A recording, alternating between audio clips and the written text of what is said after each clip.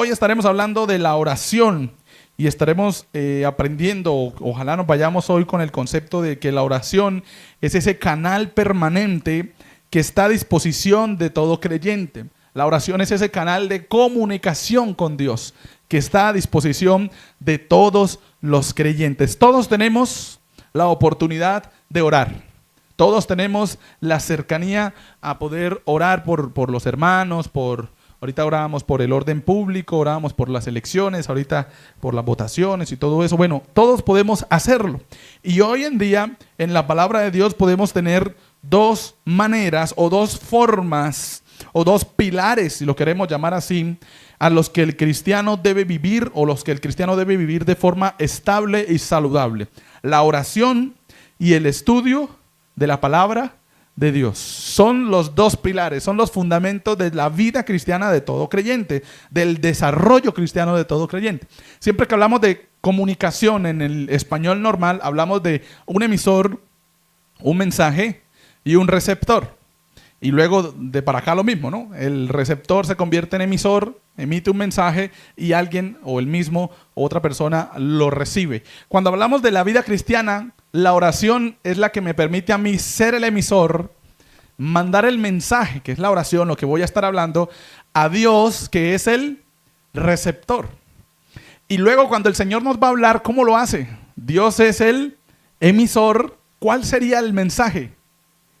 La Biblia, la palabra de Dios, y nosotros somos los receptores. Entonces note que en la comunicación con nuestro Dios se emplea una característica distinta, y es que Él ya no habla a través de voz también, o quizá como algunos tuvieron la oportunidad de experimentarlo en el Antiguo Testamento, ¿no? El Señor les hablaba con una voz como tal, sino que ahora Él ya ha dejado su palabra para que nosotros acudamos a ella y entendamos cuál es la voz de Dios en su palabra, la palabra de Dios en la Biblia, lo que tenemos nosotros como la palabra de Dios. En esta ocasión estaremos enfocándonos a cómo podemos aprovechar al máximo uno de esos pilares, y es la oración. Y hoy vamos a estar pensando en que la oración es el anhelo reverente por la comunión con Dios, ese deseo que tenemos de hablar con Dios, de decirle a Dios las cosas, de manifestar lo que tenemos en nuestra mente de Dios, como Dios es amor. Bueno, yo voy a hablar con el Dios de amor. Dios es mi amigo. Bueno, yo voy a hablar con mi amigo. Dios es grande. Bueno, yo voy a hablar con el Dios más grande que pueda existir, el único Dios. Y para eso, hoy estaremos tocando dos puntos acerca de la oración. Ese anhelo reverente por la comunión con Dios se debe llevar en una vida de oración individual y personal. Mateo 6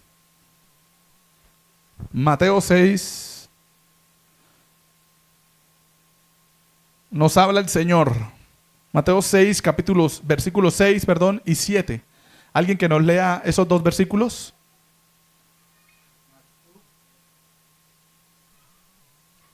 Mas tú, cuando ores, entra en tu aposento, y cerrada la puerta, ora a tu Padre que está en secreto. Y tu Padre que ve en lo secreto te recompensará en público. Y orando, no uséis vanas repeticiones como los gentiles, que piensan que por su palabrería serán oídos. Bien, ahí tenemos cómo el Señor deja claro el desarrollo de la oración, las características de la oración, pero de una oración especial, y es la oración individual y personal, es decir, del desarrollo de la oración en mí. Para mí, el beneficio de la oración mío, no el del grupo, sino el mío. ¿Qué es o cuál es el orden de la oración para mí en la intimidad? Y lo primero que tenemos que ver es que esta oración de personal e individual se vive por iniciativa propia. Es decir, nadie puede experimentar la oración en mi reemplazo. Solo yo puedo experimentar el descanso que da el orar.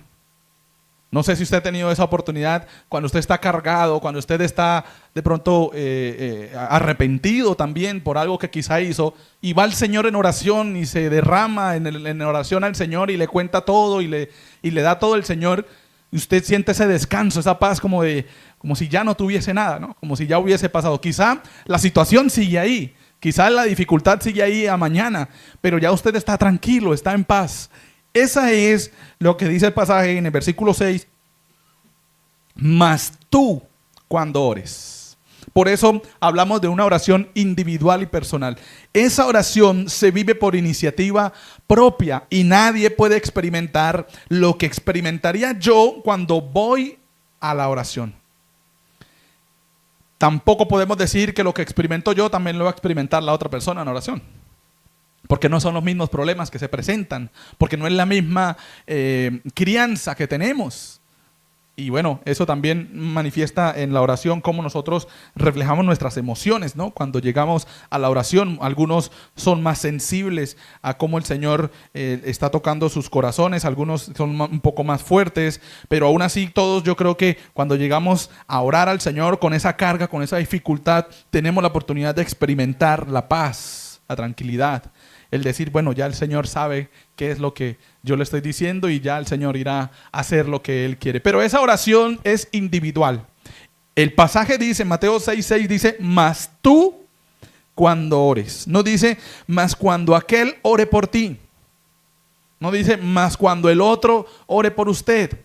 O no dice tampoco cuando la iglesia ore por usted. Dice cuando tú ores. Entonces note que ese vivir de la oración debe ser individual, inicialmente, ¿no? Como lo vemos en el versículo 6 de Mateo 6. Pero no solamente eso, sino que también da una característica en cuanto a la oración. Y dice, el versículo 6, ahí mismo en el que estamos, dice, mas tú cuando ores, entra en tu aposento y cerrada la puerta, ora a tu Padre que está en lo secreto, y tu Padre que ve en lo secreto te recompensará en público. Segunda característica de la oración individual y personal. Es de carácter privado y es secreto. Es el secreto, de la vida cristiana pública. No es al contrario. No es el Señor te recompensará en público para que tú vayas a lo privado a orar. No es cuando usted reciba las bendiciones de Dios, ahí sí vaya a lo privado a dar gracias a Dios. Es al contrario, vaya en lo privado a dar gracias a Dios, vaya en lo privado a orar, vaya en lo privado a pedir, quizá vaya en lo privado a confesarse a Dios, que el Señor después recompensará en lo público. Cuando se hace al contrario de alguno de los factores, es decir, cuando quizás yo oro en público con la intención de que el Señor o la gente me vea, que es lo que vamos a ver ahorita, ahí no hay recompensa de parte de Dios. Porque mi propósito no es tener esa intimidad con Dios, sino mi propósito es que los demás me vean. Como que yo soy bueno para orar, que yo soy el mejor en la oración, o que mis palabras son las mejores al orar, ¿no? Y Señor, ponemos en tus manos. O el tono, ¿no? Que usamos a veces también. Una pregunta que quizá nos debemos hacer es cuando oramos acá en público, o en las reuniones que tenemos los martes, ¿es la misma tonalidad que usamos para cuando oramos en casa solitos por allá? O cuando oramos en público es Señor Dios Todopoderoso y empezamos y cuando estamos solos, oiga Señor, ¿cómo le parece que? Esa es la ventaja de la oración individual, que usted puede derramarse como es delante del Señor. Y esa es la ventaja y por eso el Señor establece que la primera característica de la oración es que debe estar primero la oración individual. Y a veces pasa, bueno, ya a Juan Carlos y a Adriana ya les ha pasado un poquito eso de la pena de orar, pero suele pasar, y bueno, ese es el ejercicio que hacemos allá en casa de ellos, porque alguna vez recuerdo que a un hermano que llevaba como unos 7 años, creo que les conté hace un tiempo, de convertido, le pidieron que orara en público y él dijo que él no sabía orar. Que no, hermano, yo no quiero orar porque yo no sé orar. Entonces la pregunta es, ¿será que el hermano no sabe orar o será que el hermano cree que hay una diferencia enorme entre orar en la casa y orar en público? Porque yo creo que el hermano oraba en la casa. Yo espero que el hermano orara en la casa. Yo espero en la casa, ¿no? 7 años, imposible que no haya orado alguna vez al Señor. De cuando se hace en público, ¿no? Esa es la característica, porque nosotros en público queremos orar como los otros oran en público. Entonces, como Andrés ora en público, entonces yo quiero orar como Andrés ora en público, o como el hermano Antonio, como Milton cuando pasan allá, o como Xiomara cuando dirigen. Yo quiero orar como ellos que oran allá. Y no es así. La oración en público es pública, pero es mía. No es del público. Es mi oración. ¿Me hago entender con lo que quiero decir? Entonces, es mi marca, por decirlo así. Es como yo me expreso. Obviamente hay algunas, por decirlo así, pautas, en el sentido, por ejemplo, de usted no puede orar en público mentalmente, porque nadie va a saber o nadie va a entender que usted está guiando la oración. Usted no puede orar en público de pronto usando las palabras que usted usaría como normalmente lo haría en privado, porque quizá usted, en privado usted confiesa su pecado de una manera, pero en público usted no va a confesar su pecado. ¿No? La oración en público quizá tampoco es para confesar pecados. La oración en público es para dirigir a los hermanos a algo en específico. Puede ser alguna petición, puede ser alguna acción de gracias, puede ser alguna necesidad que se quiere orar y que se quiere manifestar, pero no para confesión, porque entonces los hermanos van a estar pendientes del pecado que usted está confesando. Y, ay, ¿cómo así, Señor? Sí, Señor, perdónalo porque no, malísimo ese hermano. La oración en privado es la que marca la pauta para la oración en público. La tranquilidad y la confianza que yo tengo al hablar con Dios. Recuerden, cuando lo hacemos en privado, oramos a Dios. Cuando lo hacemos en público también, oramos a Dios. La única diferencia es que ahora me escuchan los otros. Entonces las pautas tienen que ser para que los otros no se distraigan en oración.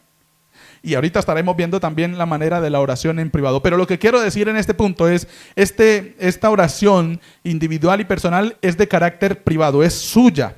Es decir, que así como usted comparte con su familia, quizá en un momento de oración, de devocional, no sé cómo lo hagan ustedes, también debe haber un momento de oración privada, individual, usted nada más. Porque los problemas ni siquiera se comparten en la familia. No es lo mismo el problema o la necesidad de la esposa o del esposo, aunque vivan juntos hace 50 años. Nunca será la misma. Compartirán necesidades, sí. Compartirán de pronto problemas, sí, ¿no? La crianza de los hijos es una dificultad muchas veces que comparten los dos. Pero aún así, la vista a la crianza de los hijos del padre y del hijo es distinta. Y la necesidad es distinta, ¿no? Desde los roles de la palabra de Dios para la familia. La mamá o la mujer debe entender que el esposo es la autoridad. Y el esposo debe entender que debe amar a su esposa, pero sí también entender que Cristo es su autoridad. Entonces, note, ahí ya hay diferentes. Si estuvieran orando por el rol, ya no podrían compartir la oración, porque la esposa debería pedirle al Señor que le ayude a ver a su esposo como autoridad. Pero el esposo no va a pedir que le ayude a ver a su esposa como autoridad. Va a pedir que le ayude a amar a su esposa y que le ayude a ver a Cristo como autoridad. Entonces, note que aún en eso se necesita una oración individual. Así vivan, compartan la casa, compartan la cama, compartan todo. La oración debe ser individual en algún momento. Debe haber una oración mía que yo necesito decirle al Señor: Señor, ayúdame a ver a ese esposo porque, está tremendo estos días. O a la esposa: ayúdame, Señor, esta dificultad que tengo, estoy teniendo este problema, no veo a mi esposa así, no veo a mis hijos así, o estoy de pronto descuidando esto, aquello, lo otro. Ese carácter privado debe estar en nuestra oración personal, individual. Y además de eso, es el secreto para la vida cristiana pública. Dice: cuando ores, entra en tu aposento, es decir, en su pieza, y cierre la puerta. Ora a tu Padre que está en secreto, y tu Padre que ve en lo secreto te recompensará en público. ¿Sabe qué me llamó la atención, de este pasaje? Dice: la oración es de carácter verbal, oral, ¿no? Nosotros oramos hablando, básicamente. Pero, ¿qué dice que hace el Señor cuando dice: ¿y tu Padre? ¿Tu Padre que qué? ¿Y tu Padre qué? Que ve en lo secreto. ¿Qué es lo que ve el Padre en lo secreto si estoy hablando? ¿Las palabras se ven? El corazón del que está orando. Entonces note que no solamente está diciendo que el Señor lo va a escuchar, sino que el Señor va a ver su corazón cuando usted está solo. El Padre que ve en lo secreto te recompensará en público. Porque no es por las palabras que usted diga que el Señor lo va a recompensar en público.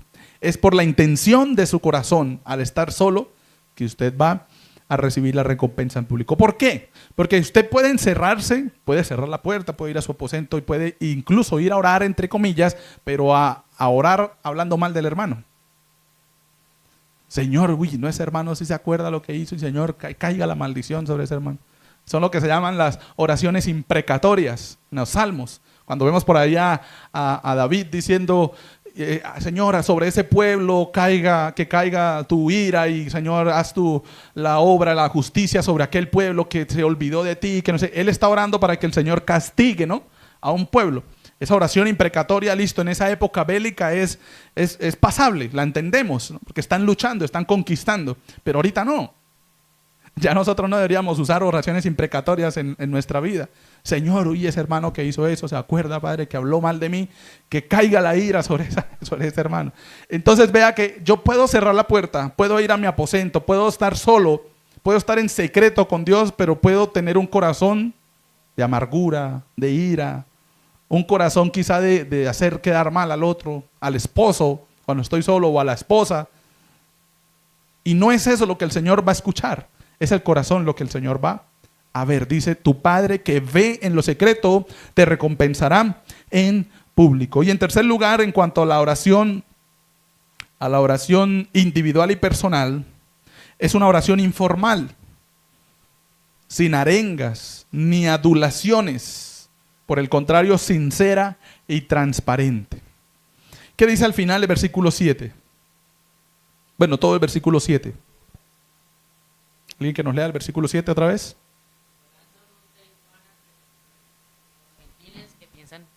Eso, otra vez con el micrófono. ¿Puedo repetir? Sí, sí. Y orando no uséis vanas repeticiones, como los gentiles que piensan que por su palabrería serán oídos. Bien. Esa oración de los gentiles la hacían tanto en público como en privado. Entonces por eso el Señor le está recomendando al hermano que se va a su aposento, que cierre la puerta, que incluso allá no use vanas repeticiones, que incluso allá estando solo no use palabrerías como esos otros que lo hacen. La recomendación de acá del Señor es, por favor, cuando usted vaya a lo secreto, no trate de sorprender a Dios con sus palabras, porque el Señor no está solamente escuchando sus palabras, está viendo su corazón, y ya lo vimos atrás, ¿no? Mi Padre que ve en lo secreto. Entonces, cuando oramos en esa oración individual, personal, en mi oración, yo debo usar las palabras más sinceras y transparentes.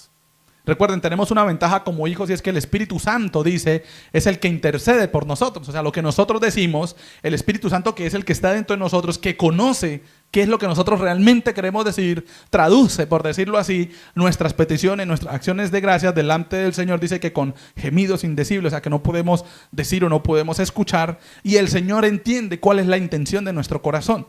Pero si fuera por nosotros solos, sin el Espíritu Santo, el Señor nunca va a escuchar, porque no está el Espíritu Santo. Por eso es que el Señor solo escucha a ¿quiénes? A los hijos de Dios. El Señor no oye a los impíos. Y es por eso común, y es incluso acertado, que los mismos impíos dicen a veces, oiga, cuando vayan a la iglesia acuérdese de orar por mí. Ellos no saben, pero tienen razón. El Señor me va a escuchar a mí porque soy su hijo. Tengo el Espíritu Santo, que es el que va a interceder por mí ante el Señor. Quien no tiene el Espíritu Santo no tiene quien interceda por él. Entonces note que está bien que nosotros oremos por los impíos. Está bien que nosotros oremos por los que no conocen al Señor, porque somos nosotros los que los vamos a llevar a ellos delante del Señor. En oración, por lo menos. Este tercer postulado nos dice que nuestra manera de hablar con el Señor debe ser lo más sincera y transparente posible. Nuestra intención no debe ser hacer quedar mal a nadie. Nuestra intención debe ser mostrarnos a nosotros mismos delante del Señor.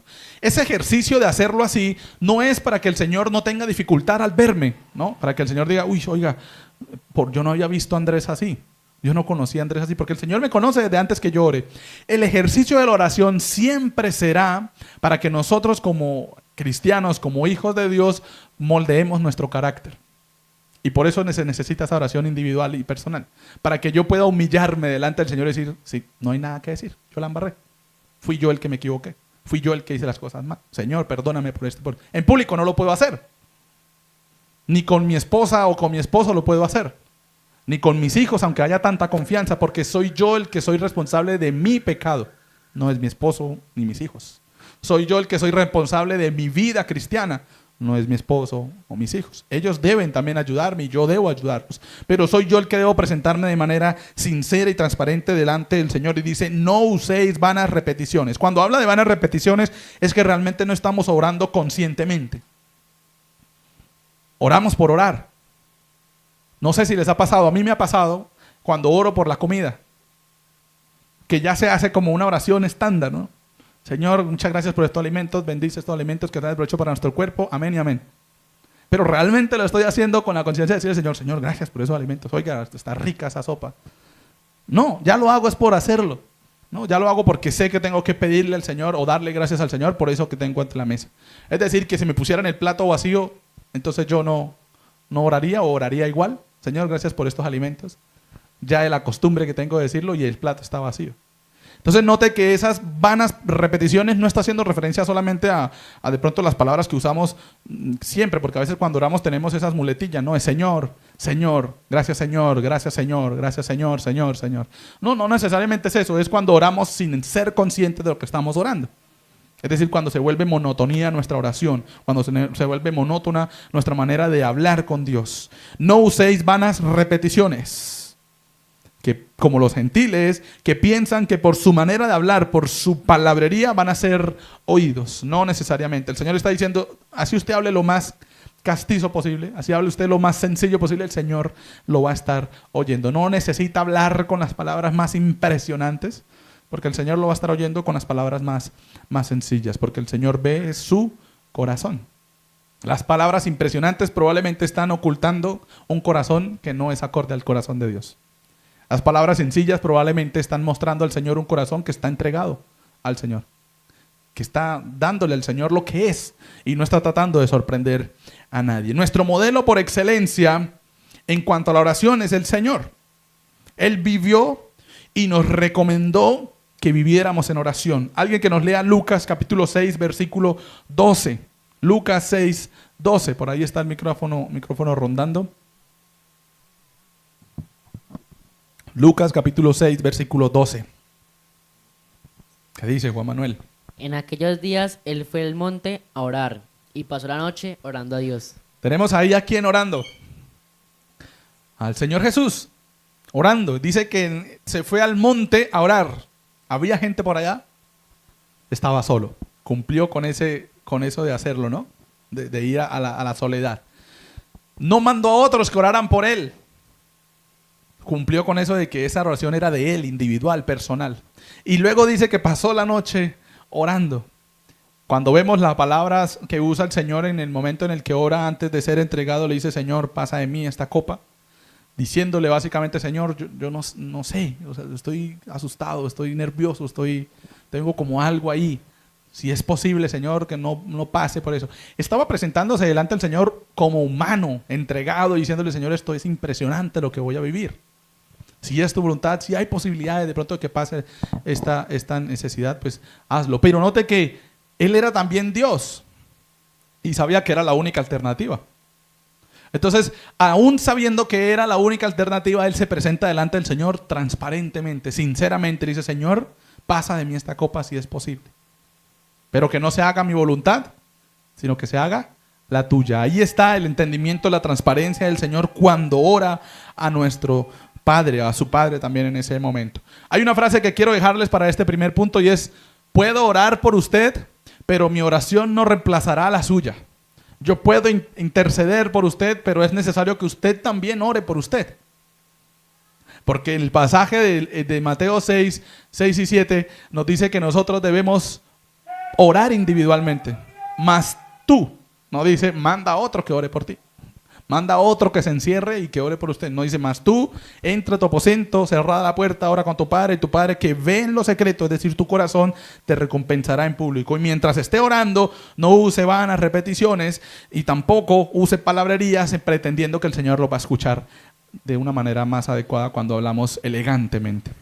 Primero el postulado entonces para esta mañana, ese anhelo reverente por la comunión con Dios se debe llevar en una vida de oración individual y personal. Yo debo tomar la iniciativa de orar al Señor. Yo debo vivir esa oración. Sí, los demás pueden orar por mí, pero soy yo el que tengo que también ir en oración. Yo puedo orar por usted, pero no puedo orar en su lugar. Puedo orar por usted, pero mi oración no reemplazará la suya. Usted debe también orar. Yo debo orar también por mí y por de pronto mis necesidades. Y en segundo lugar, la oración como anhelo reverente por la comunión con Dios, la podemos llevar en una vida de oración fraternal y de compañerismo. Y ahora vamos a ir a Hechos, al libro de los Hechos. Ahí nos vamos a quedar un ratico en Hechos. hemos visto ya en el primer postulado que se hace necesaria una oración personal. Yo debo orar por mí, y bueno, por los demás también, pero por mí también solo, a solas. Pero también en la vida cristiana se hace necesaria una vida de oración fraternal y de compañerismo, mutua, entre la iglesia, los que están, los que se encuentran. Bueno, ahí ya están los tres postulados, ya los puso Mateo y las citas. Hechos capítulo 1, versículo 14. Nos habla de el llevar esa vida de oración fraternal, es el ingrediente que nos permite vivir unidos como iglesia. ¿Qué dice Hechos 1:14? Todos estos perseverarán unánimes en oración y ruego, con las mujeres y con María, la Madre de Jesús, y con sus hermanos. Bien, oraban, perseverando unánimes. Dice, todos estos perseveraban unánimes en oración y ruego. Y habían mujeres y habían hombres también. Estaban los hermanos, dice ahí. No de que ellos estaban, el vínculo que había entre ellos en ese momento, ¿qué era? ¿Qué los unía? En el mismo versículo, ¿qué estaban haciendo juntos? Estaban juntos orando. Estaban juntos intercediendo. Estaban todos juntos ahí en un mismo sentir. Y esa oración que estaban practicando juntos era lo que los estaba manifestando como uno solo. La unidad de ellos en oración. Ahora nosotros también tenemos esa oportunidad de unirnos en oración y lo hacemos los jueves, ¿no? Cuando nos reunimos acá los jueves en la noche, nos unimos en oración y nos identificamos como iglesia que ora en pro de peticiones, de acciones de gracias que todos compartimos. Por eso cuando les digo a ustedes alguna necesidad, alguna petición para que se pueda compartir, es precisamente por eso, ¿no? Porque hay peticiones, hay necesidades que es mejor no compartirlas, que son privadas y que esas deben ir a cuando yo vaya a mi aposento, cierre la puerta y a solas con el Padre hable. Ahí van las que son privadas y que son mías. Pero hay unas que se pueden compartir, ¿no? Hay unas como las que compartimos los jueves acá, por la salud, por mi familiar, por mis hijos, por la necesidad del hermano, por la necesidad económica del otro. Son necesidades que se pueden compartir y juntos nos unimos en oración y eso nos identifica como iglesia, que oramos juntos. ¿Qué otro grupo de personas se puede unir en oración? Aparte de la iglesia. Nadie, porque nadie más tiene el Espíritu Santo. Entonces lo que a nosotros nos marca y nos identifica como iglesia es que nos unimos en oración, que oramos los unos por los otros. Segundo postulado, Hechos 12:5, alguien que nos busque Hechos 12:5 y también nos lea el versículo 12. Con esa vida de oración fraternal y de compañerismo, nos involucramos en los propósitos y en los planes de Dios, en lo que el Señor quiere, en lo que es la voluntad de Dios. Esa oración junta, unánime que vivimos como iglesia, nos involucra también en los propósitos y planes de Dios. Hechos 12:5. Así que Pedro estaba custodiado en la cárcel, pero la iglesia hacía sin cesar oración a Dios por él. ¿Y el 12? Y habiendo considerado esto, llegó a casa de María, la madre de Juan, el que tenía por sobrenombre Marcos, donde muchos estaban reunidos orando. ¿Quién estaba encarcelado? ¿Quiénes estaban orando?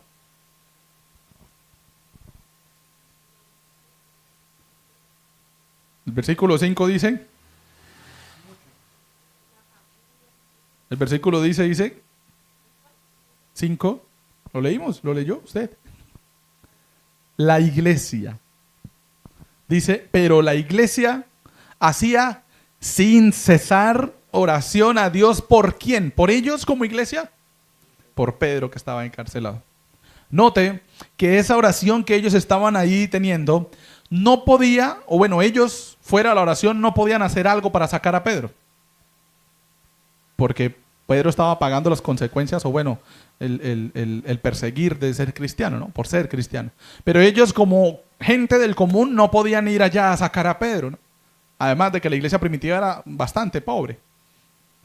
Y en ese sentido, pues no tenían la oportunidad de tener los vínculos por allá, las amistades allá en el gobierno para decir, oiga, sáquenme a Pedro allá, hagan el favor, yo le debo una.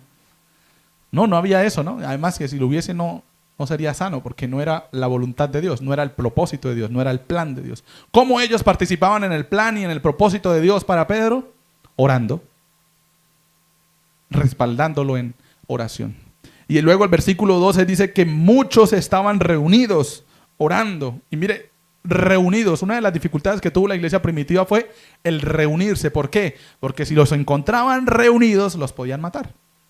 Pero aún así, estaban reunidos orando no por ellos, ni siquiera para que no los encuentren, sino que estaban reunidos orando ¿por quién? Por Pedro, que estaba encarcelado. Note entonces que ellos se están uniendo al propósito y a los planes de Dios. Al orar por esos líderes que están desarrollando ese caminar, ese promulgar la palabra de Dios, en este caso por Pedro, quien fue uno de los apóstoles, quien era uno de los más reconocidos y en este momento no podía hacer nada por promulgar el evangelio porque estaba encarcelado. Y aún allá encarcelado tenía el respaldo de la iglesia orando por él. La oración fraternal y de compañerismo, uno, es el ingrediente que nos permite vivir en unidad como iglesia, y dos, es lo que nos permite involucrarnos en los propósitos y planes divinos. Involucrarnos en lo que el Señor quiere para la iglesia. Voy a orar por la iglesia, voy a orar por los hermanos, voy a orar por los que están de pronto de misioneros en algún otro país, voy a orar por los que están de pronto de pastores en unas iglesias difíciles de tratar. Eso nos dice Hechos 12:5 y Hechos 12:12. La iglesia ahí no podía hacer nada por sacar a Pedro. ¿Qué podía hacer para involucrarse en los planes? Orar. Que el Señor cumpla su propósito en la vida de Pedro y también de la iglesia de ahí en adelante. Y en tercer lugar, en ella, encontramos apoyo fraternal. Mateo, ¿no es la diapositiva? En ella encontramos apoyo fraternal. Hechos 16:25. En ella nos podemos apoyar fraternalmente. Cantaban himnos de Dios y los presos lo oían. ¿Otra vez? Pero a medianoche, orando Pablo y Silas, cantaban himnos a Dios y los presos los oían. Bien. ¿Cómo se respaldaba Pablo y Silas? Los dos estaban encarcelados.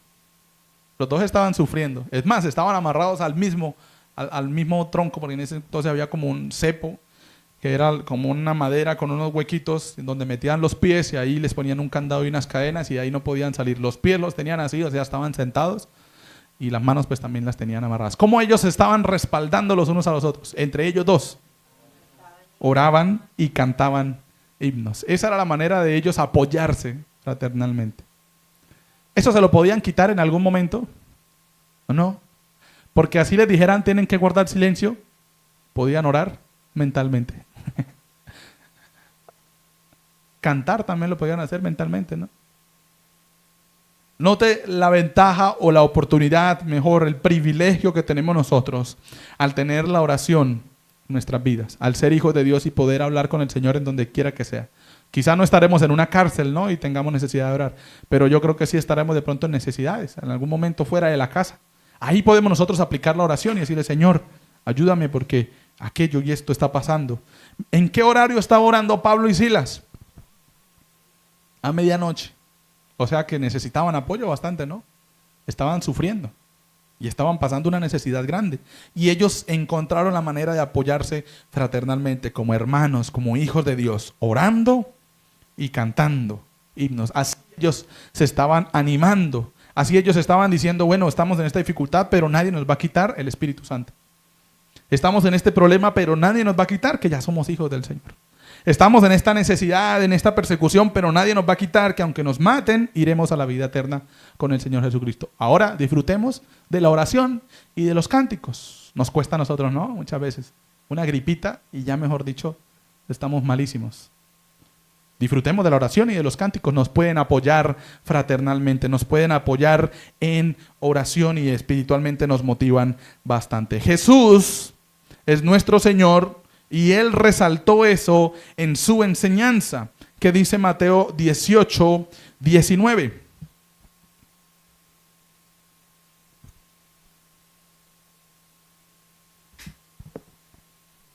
Otra vez digo que si dos de vosotros se pusieran de acuerdo en la tierra acerca de cualquiera cosa que pidieren, les será hecho por mi Padre que está en los cielos. Bien, si dos de vosotros se pusieren de acuerdo en la tierra acerca de cualquier cosa que pidieren, les será hecho por mi Padre que está en los cielos. A veces vemos eso como a la ligera. Decimos, bueno, pues nos ponemos de acuerdo dos y pedimos el carro entre los dos y partimos ahí la bendición. Pero el Señor lo que está resaltando es que a veces es tan difícil que dos se pongan de acuerdo, incluso para orar, que probablemente nunca van a disfrutar de eso, porque no se logran poner de acuerdo. ¿Qué quiere decir eso? Que a veces sí, yo intercedo por el hermano que tiene la dificultad, pero yo no estoy realmente sintiendo lo que el hermano, no estoy preocupado por lo que el hermano está pidiendo, sino que yo digo, Señor, obra ya y listo, bueno, amén, y ahora por mí. Y ahí no hay dos de acuerdo. Ahí hay uno que está sufriendo y el otro que entre comillas lo quiere apoyar. Hay uno que está sufriendo y el otro que quiere orar ligeramente como para cumplir. Frase para este postulado, ahora sí. La oración es una de las características principales de ser iglesia. Fuera del cuerpo de Cristo, de la iglesia, ningún otro grupo puede orar. Y lo podrían intentar, pero ningún otro grupo es escuchado por Dios. Solo la iglesia. ¿Por qué? Porque la iglesia tiene el Espíritu Santo.